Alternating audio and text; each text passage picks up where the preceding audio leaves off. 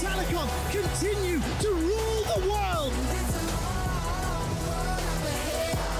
Uzi goes godlike. This is what peak League of Legends looks like.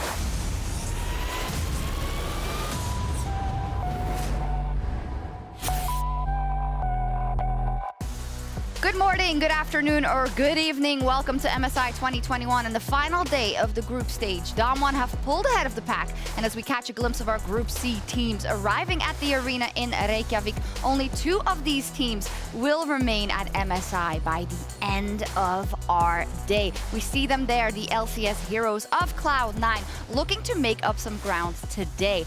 I'm Sjokz, and I'm joined at the desk here from Berlin with Grabbz, and from LA, Emily. Hello, Emily. Thank you so much for joining us. Thanks for having me. This is going to be really fun.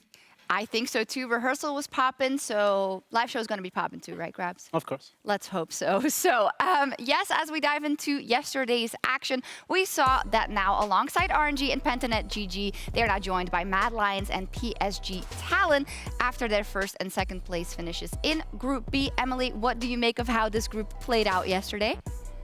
It ended up playing out kind of how we expected, right? With Mad and PSG coming out. I think the only question for most people was whether Mad were going to come out on top or PSG, despite the fact that seeding does not matter going into the next stage.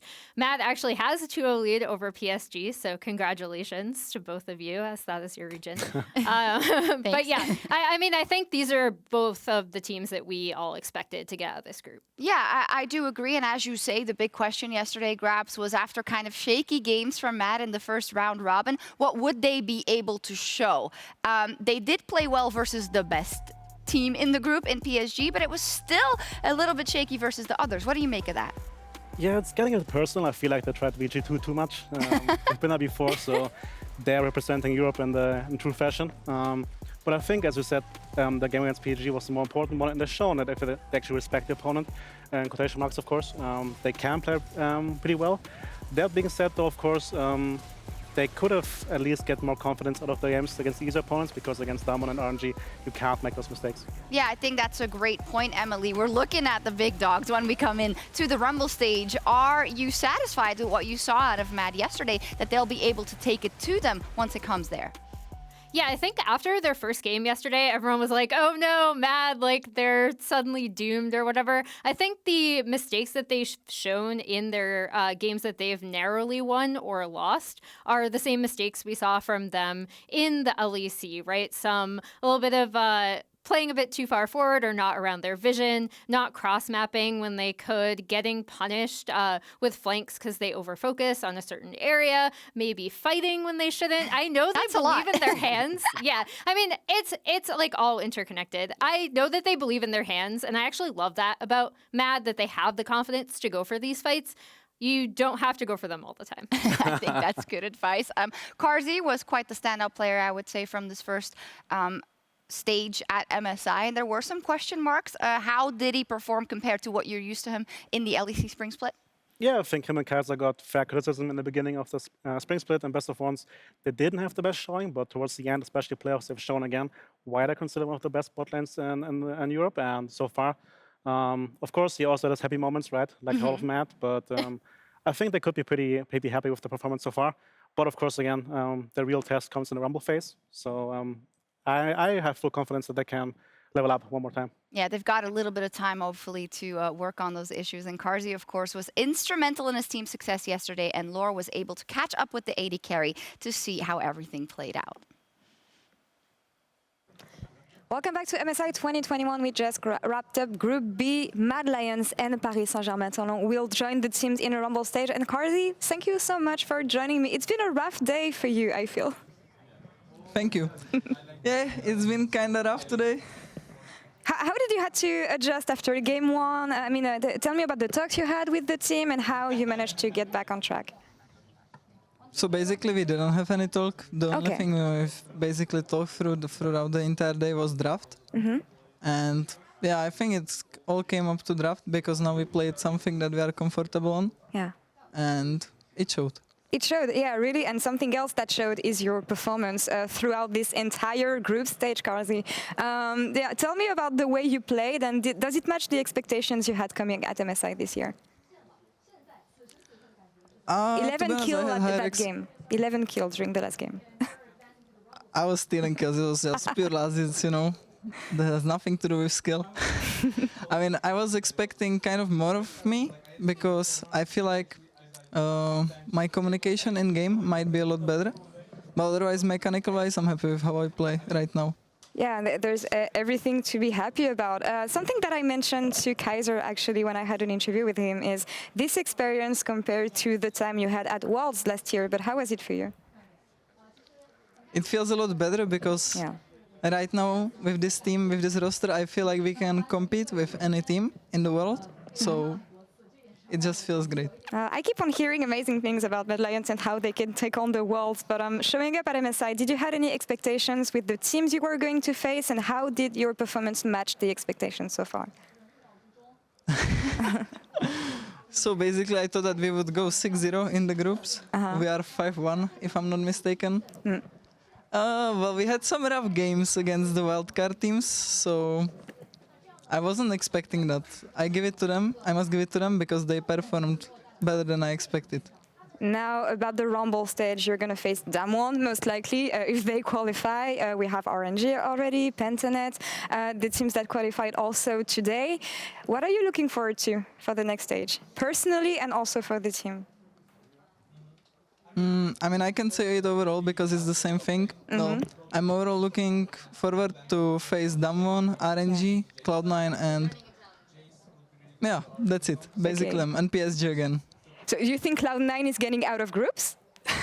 I think so. I mean, if they don't make it out of groups, DFM also looks strong, so I wouldn't mind playing against them. Yeah, the last group is going to be crazy tomorrow. Last question for you, Carzzy. Is there anything you want to say to the EU fans who've been cheering for you so far and who are going to keep on cheering for you for the rest of the MSI? Sure. Well, thank you guys for supporting us, and I saw that there is not so many negative messages about our team nowadays, so I'm very happy about that. This is true. Very positive community. And Carzzy, thank you so much for this interview. Good luck on the rest of MSI, and yeah, we'll see you around at the end of the week. Thank you very much. And to wrap up this day, let's send it over to Sjokz for cooldown. Thank you very much. Well, this time they made it a bit further than they did at World, so I guess the fans are a bit tempered. And joining Carzzy and the Mad Lions are, of course, PSG Talon, the reps from the PCS. Emily, not actually the biggest surprise, as you already alluded to. They also made it to the next stage at Worlds last year. So what is your impression of the level they've shown, even with the sub, this time around so far? Yeah, I was wondering how Doggo was going to fit on this team because I kind of saw PSG as more of a laning team. They were known for having these really early game leads and locking in stuff that, in particular, Maple was comfortable on. However, I really want to see more out of Doggo, and by that, I mean this guy can go like just absolutely off in team fights. So I hope that as they get more comfortable with each other, that we can really, really see the best of Doggo because he is like incredibly mechanically gifted. Yeah, that he is. We saw that, even though they lost in the final, of course, versus Paris Saint-Germain. But Grabbz, as a coach, you must be able to speak firsthand to, like, what if you stand in front of an international tournament and your ADC, who's been performing out of his mind, has to be filled in by someone else? I think it's normal, probably, that it takes some time to get used to that for the team. Yeah, of course, because I mean, I can't say too much because I don't know their structures. Of course. But communication changes, just also... Let's just say as a team, you know, if you get to the 3 items on a D carry, you're going to win the fight. But suddenly there's a different player there. So these mechanisms don't work as well anymore. But as you said yourself, it just takes 1 or 2 weeks to get back into the feeling, especially now, having won 4 games. Yeah. I think they're going to be way more confident again in the Rumble stage. Yeah, I don't think we have seen the ceiling of them yet. That did mean that we had to say goodbye to the Wildcats and to Pain Gaming. A wonderful showing at MSI, Emily, but it's always bittersweet because we always want these teams to do well with these fan bases, but it was never enough. It wasn't enough, rather. Yeah, I mean, I think both of these teams have games that they definitely like to get back, right? Where they nearly won and then ended up losing thanks to a late game team fight or some sort of mistake around a neutral objective. I was actually really oddly impressed by Pain. I did not expect as much from them as they showed. So this actually gives me a little bit more hope than the prior showings from CBLOL teams over the past few years. Yeah, we know you have a soft spot in your heart for CBLOL since you've covered it for years before. Now, moving on, we couldn't have G2's Grabbz here without talking about drafts, gabbing about them. So Grabbz, tell us, what have you made in general? The draft god that you are. Jesus Christ. All of Twitter is up in arms. From the drafts we've seen at MSI and the meta that has developed. As we all know, I'm the perfect person to judge drafts, Yes. of course, with my knowledge. As expected, I think Rumble Morgana, the two picks I've seen the most. To Bars, I think, also like very high presence. For me, interesting more is that how the drafts played out is that after these three champs were gone and banned out, every team had different priorities. So it seems like the teams have not read yet what is the best strategy to go for. So it's going to be interesting to see if teams are willing to trade those to like get more comfort or go for like a Lee Sin first pick, a Udyr first pick, and Na first pick, which we saw. So it's going to be interesting going forward, especially today and the Rumble stage. Yeah, definitely so, because when there's two picks that are so incredibly strong, like a Rumble and a Morgana, it's natural that they, in the initial phases of the tournament, will dominate a lot of the drafts. Emily, is your expectation today and also going forward with the top teams having more practice and more time on the patch, we'll see more variety aside from that? Yeah, since this is the last group to go, I'm actually wondering how many teams will just trade, because to me, that's actually still in favor of blue side. So if neither Rumble nor Morgana are banned, I think that's in favor of blue side because they should be picking Rumble because Rumble is a lot stronger. We've seen Morgana's incredible strengths, but also some of her weaknesses, particularly around her range. So, you know, I think the Rumble is significantly rated significantly more highly, in my opinion. Interestingly enough, about Group C, it's kind of an anomaly because the Morg Rumble trade-off hasn't actually happened. We see a higher priority on Morgana, in fact. So I'm wondering if that's going to change today. It almost seems like it has to, right, Grabbz? I think it should, especially if you're the weaker team, in quotation marks, because if you don't know what to expect in first picks, if you ban Rumble and Morgana on red side, for example, you're the kind of losing graph because you don't get a good trade for yourself and you don't know what's going to happen. As Emily mentioned, I think Rumble shouldn't go through. I think the chamber is a bit too strong right now. But especially, I think Varus is a pick you can trade with Morgana because Morgana's strengths come if you come into her. But Varus, with the poke build, can heat the distance and actually play against her. Of course, in the jungle department, it's going to be hard to match the speed. But I think these are the trades we want to see today a bit more. A small follow-up to that, when you look at kind of the jungle picks being so strong and you think about the monster that is Canyon in the jungle for Damwon, is the best strat to ban them out or rather not? Yeah, I think you just give him, like, again, Morgana, not Rumble. Rumble, Okay. as a champ itself, is just too strong. But it doesn't matter what champ he gets because the team will always play around him in a way where he can play the style of fast farming and just being stronger than you. So give him a champion you can prepare for. Like, again, give him the Morgana, you know it's coming, and that way you can build your combo around it already. Okay, so you would actually build them, give them the strong champion. Not Rumble, just Morgana, just to be sure. Yeah, especially, again, if you're the weaker team, I think that's the way to go, because then at least you already have information about the draft. Okay, well, we'll see how the drafts evolve today. And in today's Neighborhood Tactics presented by State Farm, Emily and I will be walking you through how Detonation FocusMe almost completed the upset versus Damwon. Emily, can you set the stage? What are we about to look at and what are you going to explain to us? So we're going to look at some of Evi's early laning, how he contests the wave, and also how they punish the jungle Morgana with their pushing lanes to end up punishing Khan, who likes to push out his wave. Okay, let's get the replay up on the screen and we'll walk you through that. It is specifically in the early game and we'll see not only what happens in the lane, but in the other lanes to make this happen. I'll just start the clip and you go ahead, Emily. Let's go. All right, so there's a defensive fan setup, and what they're going to do is they're going to have Steel come up here and have Evi come around to lane. Since Khan is waiting in the bush, they're actually just going to test to see if he's there. He is. And this play actually ends up blowing his flash. So the Urgot pick was a response to the blind GP, and they end up bullying him out, blowing his flash. He has to go back and return to lane. Now, Evi places the ward to cover Morgana's jungle path, then waits. this is something he does in the LJL a lot. He's going to contest the wave, and obviously Khan's already at a disadvantage here, but he's going to contest the wave super, super early at level 1, regardless of his own CS. So Khan is basically kind of set at a disadvantage. Now here, Steel is going to come up because Morgana typically does both of these camps at the same time.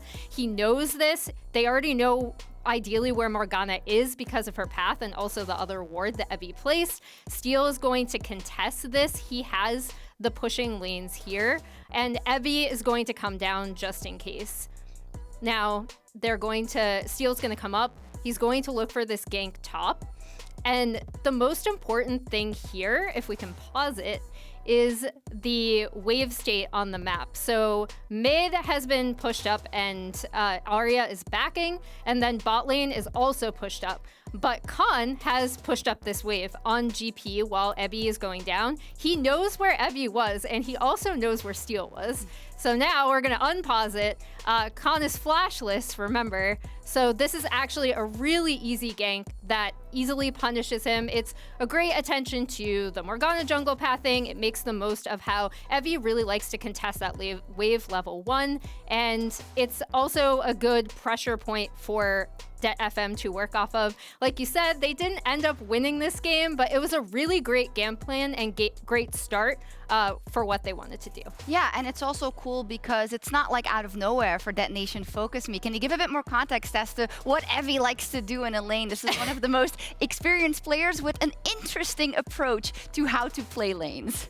Yeah, so basically he just really likes to contest that early, which takes a lot of people off guard. I actually think very highly of Evie. I think he's the best Japanese player that the region has ever produced. It's between him and Yutapon usually when you talk about it. I think very, very highly of this player. I think his approach to early laning is very interesting. And I think he's a great focus for DetFM. I like that it's both showing as you're talking about it. Cool effect there. Also, what did you make of the fact that Steel, who is so important for their early game, has spent a lot of time up in that top lane and actually hasn't seen the same from the enemies they've played against? Yeah, so there's a really big discrepancy in terms of how much attention that Steel gives Evie topside as compared to the rest of their Group C opponents and how much their junglers go topside. So it actually creates this big discrepancy between how much attention is getting that topside focus. And I think it's really worked out for DetFM's proactivity. It definitely has. And before we hear more about Group C and the explosive day ahead, it is time to join Verius for a volcanic Icelandic fun fact.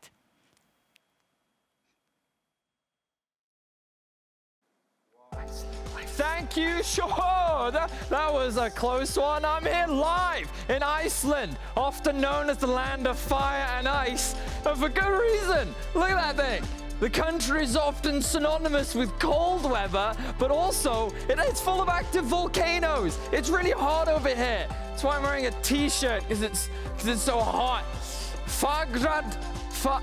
Kevin, how do you say it? Fagradalsfjall is a complex tuya with multiple prominences on the Reykjanes Peninsula, around 40 kilometers from Reykjavik, its highest summit in Langhoil. A volcanic eruption began on the 19th of March in 2021 in Geldingadalur to the south of Fagradalsfjall, which is still emitting fresh lava. I mean, look at it. I'm sure we're all safe. Probably. Kevin, I'm safe, right? Kevin?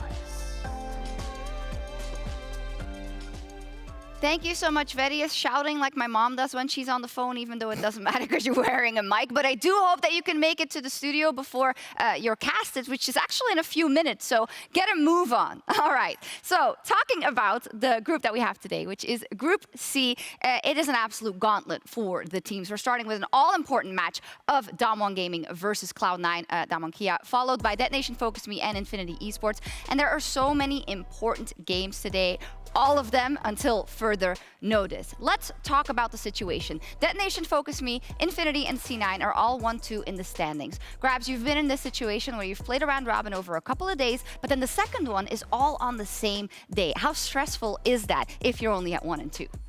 Also, especially also because on this day you commit on one strategy usually, because Because the first 3 days, every team comes fresh in the tournament. They don't really know what the meta is right now. But now for this day, you can't really make changes a lot in between the games. So of course you can prepare for, let's say, Cloud9 can prepare for down one and have a different shampoo for 2 games, but you can't make huge changes. So especially the first game, if it doesn't go well, the draft doesn't feel great, that's where the distress really comes in. When it comes to facing a Damwon Kia or the favorite in the group, would you rather do that at the top of the day or later in the day? I think this favors Detonation FocusMe a lot, because I think the longer the day goes, the more likely it is that Down1 will make a substitution, let Malrun play, or just be a bit more on the happy game side. It's a very natural. I think we all have the expectation that everybody should play every game as serious as you can, but it's just human. You can't have the same preparation here, the same focus in game 6 when you're 5-0 up as compared to like 3-0 up in the first game of the day. Yeah, that's only natural. We just had a little bit of a breakdown about Evie's playstyle specifically, Emily, but Detonation FocusMe, aside from that, really have shocked a lot of people. Even though the scoreline doesn't necessarily indicate it at 1 and 2, they have put up a great game even versus the world champions. Yeah, and it's kind of surprising. I did not think like super highly of this Det FM lineup going into this tournament, mainly because they're not playing with their intended roster. They're actually waiting for their support to get residency. So Carzzy, as everyone knows, actually was a coach until recently, and it was the team's decision to have him step back into the support role as kind of a stopgap. So this, as you know, as they say, this isn't even Det FM's final form, and they're playing really, really well. I feel like they have a clear-cut idea of what they want to do in game. They've been incredibly proactive, which can surprise a lot of teams in this group in particular. I believe it has the lowest combined kills per minute of any group. Obviously, it's a small sample size, but I think their proactivity is serving them well. They know who they are, and that is a really good start for any wildcard team coming into an international event. I think that's a great shout indeed, because lack of identity is what we've seen in some other teams. Grabbz, can you imagine being put in the support role as the coach at an international tournament? I wouldn't say support. All I'm saying is Gito Mexicano, his jungle is ready. So if Youngest wants to retire finally, my Hecarim is ready for sure. Yeah, okay, that's kind of out of the meta, so... That's true. That's true. No, on a more serious note, Carzzy is, of course, he's very experienced in that. As a coach, you have different things that you know maybe better than the players, right? When it comes to macro oversight and whatnot. But when you're in the game and have to take care of all the rest as well, I can imagine that that's a very hard thing to adapt to. Yes, but it also kind of makes the LF4 more focused in a way, because they know they have to compensate for the coach being playing, which usually is a bad sign. So that also might mean that the mid laners are calling more for supports coming in, or the jungle pathing is more clear. So I think there's also a way to make it work for you. As you said already, you have some roots in LATAM and Gillette Infinity. They would be making history if they made it to the second round. Of course, they won that game versus Detonation FocusMe, which brought them on the same level of all the teams except for Down1. So that is a good start, but it's going to be difficult.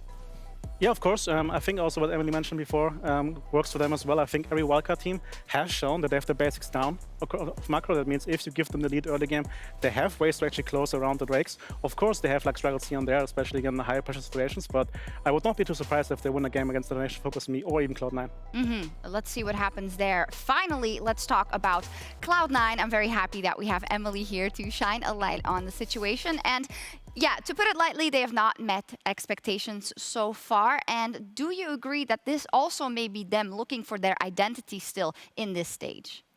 Yeah, so I think C9, when we saw them perform really well domestically, it was around Blabber, right? And the fact that he had so much pressure from Perk's pressure in mid, from pushing lanes.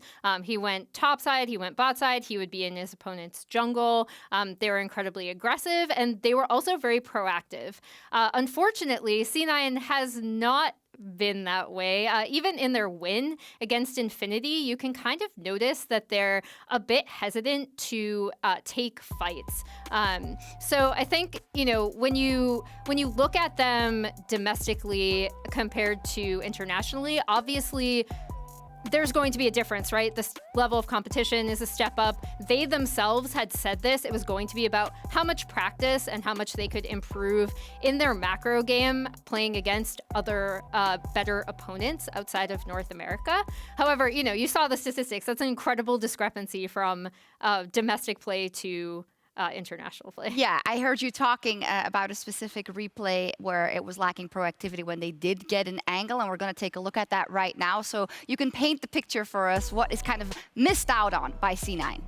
Okay, so here, C9 actually had a lot of advantages in this game. Fudge pops his dominus. You know, you think he's going to go in, you think he's going to go in, and They do get the kill onto Ackerman, but I feel like this could have been, if they'd been more proactive about it, such an insanely won team fight in a landslide for them. And that's not on Fudge, that's probably a team decision where they're calling to see when he can come in, whether he has the flank angle. And that's something that we would see them go for domestically, right? Like Fudge would just pop Dominus, go in, and they'd all collapse. So to see that against Infinity, I know there was a lot of pressure on them in that game because they did not have a win yet in this group. However, I hope that with that win, we can now focus on being a little bit more proactive, like I saw from them when they were in North America.